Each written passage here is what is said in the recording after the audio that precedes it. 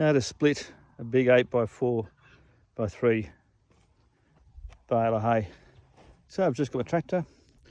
I've just got one hay fork in, and what I've done is, you can see the pole at the back there. I've just put that in the middle and I line up the tractor with that. I then push it through, making sure it's as horizontal as I can get it. Comes out there, and then I have made up a piece of fine metal, welded a little angle and circle on the end, and I'll connect some rope to that. I'll show you that in just a second. And you can see on this side I've tied it off, and I tied it off there, and I've just done a loop there and a loop on this side, threaded through the twine, pulled it as tight as I can, and then just put a locking knot in there, and that is super strong. And hopefully what that'll do is, when I split the bale, they won't expand and they should fit into the feeder. You can see this is an old bale of hay. So before I push this through, this is sticking out the other side of the bale. I then get this and I run it along that angle and basically push it all the way through until it comes out the other side, and then I withdraw this away, and then I'll just show you my next step. Right, I'm at the other end. I'm now going to push this all the way through by just pulling the other side, and I've got my string tied on. I've got 3 lengths of baling twine. So I'll come around here, and essentially I just pull that and it comes straight out. There you go. And then I undo it and I'll tie it around there, and that'll give me 4 ties, and that should hold it nicely. As you can see, the ties come out. I've just made a little loop, locked it in. I've done the other side with the other string, and then I've just looped that string through that loop and this string through that loop, and then I'm just going to tie them together nice and tight. So I've now got this pin or needle. I've tied my string to it, and I've just put it through the same hole. I just push through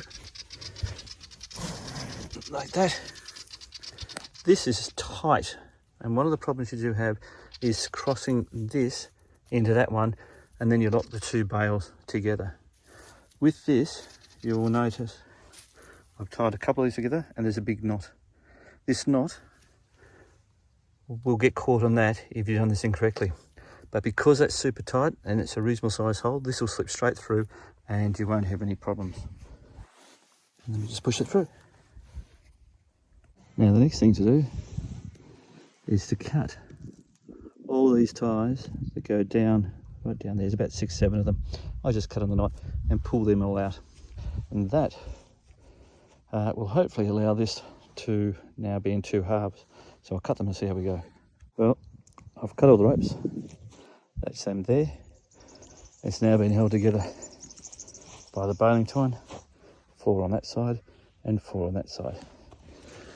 1, 2, 3 and 4. Let's see how that goes.